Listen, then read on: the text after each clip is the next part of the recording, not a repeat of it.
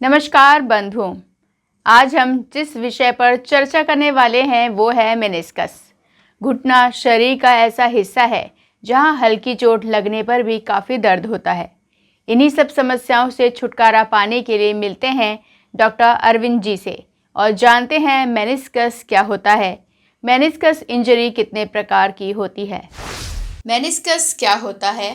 तो मेनिस्कस गद्दी क्या होती है? मेनिस्कस गद्दी क्या होती है? एक तरह के जॉइंट, घुटनों के जॉइंट के बीच में एक गद्दी जैसी चीज होती है, शोकर की तरह काम करती है। वो जो गद्दी जैसी चीज होती है वो एक तरह से शॉक अब्जॉर्वर की तरह काम करती है, घुटनों में शॉक अब्जॉर्वर की तरह काम करती है। जब हम चलें फिरें या उकड़ बैठे उठें तो उस टाइम पे आपके घुटनों की घसावट नहीं हो, घुटने जो जॉइंट हड्डियां हैं वो आपस में टकराए नहीं, उसका ये शॉक अब्जॉर्वर की तरह काम करती है। तो ये गद्दी हड्डी की नहीं बनी होती, ये गद्दी मांस की बनी होती है। ये अपन बात की कितने प्रकार की होती है? ये दो प्रकार की होती है। एक तो होती है लेटरल मेनिस्कस होती है, एक मीडियल मेनिस्कस होती है। बाहर की तरफ होती है, एक अंदर की तरफ होती है। ये शी टाइप की होती है। इसकी इंजरी कैसे होती है?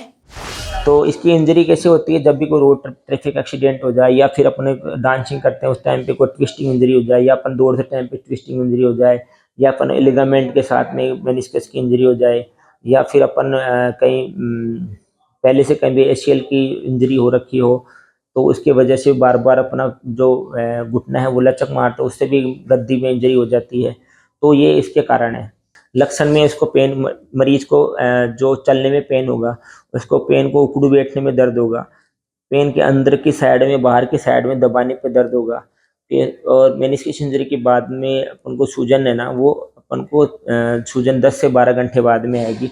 कई बार लिगामेंट के साथ में मेनिस्कस की इंजरी भी साथ में होती है तो उसमें तुरंत सूजन आ जाती है। मेनिस्कस की जो इंजरी होती है उसमें पेशेंट को जब चलेगा तब दर्द होगा।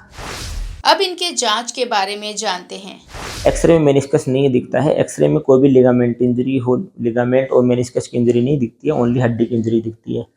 तीसरा अपन बात करते हैं इसके, दूसरा गोल्ड स्टैंडर्ड जांच है वो एमआरआई होती है।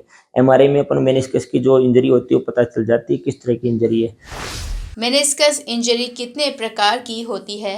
मेनिस्कस की इंजरी 3 प्रकार की होती है। रेडियल टियर होता है, कॉम्प्लेक्स टियर होता है, एक बक्कल हैंडल टियर होता है।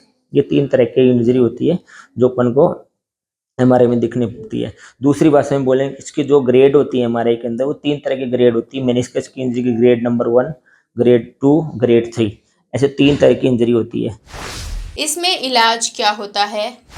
अब अपन को पता चला कि मरीज को मेनिस्कस की इंजरी है, डांसिंग के दौरान, एक्टिविटी के दौरान मेनिस्कस इंजरी हो गई, तो अपन को क्या करना चाहिए? जो मेनिस्कस की जो इंजरी है उसमें पहला अपन इलाज लेते हैं ग्रेड 1 और ग्रेड 2।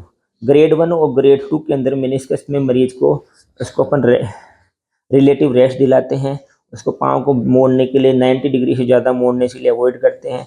आइस का कंप्रेशन करवाते हैं, क्रेप बैंडेज बांध के रखते हैं, और 2 से 3 मंथ तक उसको स्क्वेटिंग या उकड़ बैठने के लिए मना करते हैं। ये इसके अपन को ध्यान रखना चाहिए। ग्रेड 1 और ग्रेड 2 जो मेनिस्कस की इंजरी होती है उसमें सर्जरी करने की ज़रूरत नहीं पड़ती है। तीसरा अपन बात करते हैं कि जो ग्रेड 1 और ग्रेड 2 के अंदर अपन को कोई प्लास्टर लगाना चाहिए क्या? तो ग्रेड 1 और ग्रेड 2 के अंदर प्लास्टर की इनिशियल स्टेज में अपन सॉफ्ट टिश्यू जो पेन है उसको मैनेज करने के लिए लगा सकते हैं, या फिर इसकी जगह, प्लास्टर की जगह अपन लॉन्ग नी ब्रेस आता है उसको 10 to 15 डेज के लिए लगा सकते हैं। उसके बाद में उसकी फिजियोथेरेपी स्टार्ट कर देना चाहिए।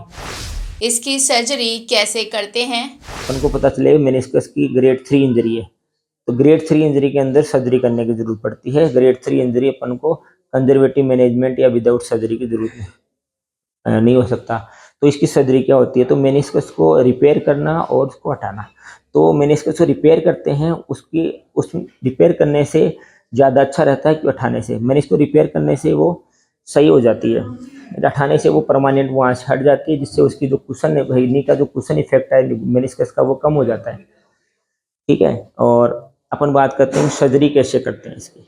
सर्जरी इसकी आर्थ्रोस्कोपी या दूरबीन के द्वारा इसमें सर्जरी होती है। तो अपन दूरबीन के 2 होल करके दूरबीन से अपन अंदर जाते हैं, वहाँ कैमरे से अपन उसको देखते हैं कि कितनी कौन सी ग्रेड है।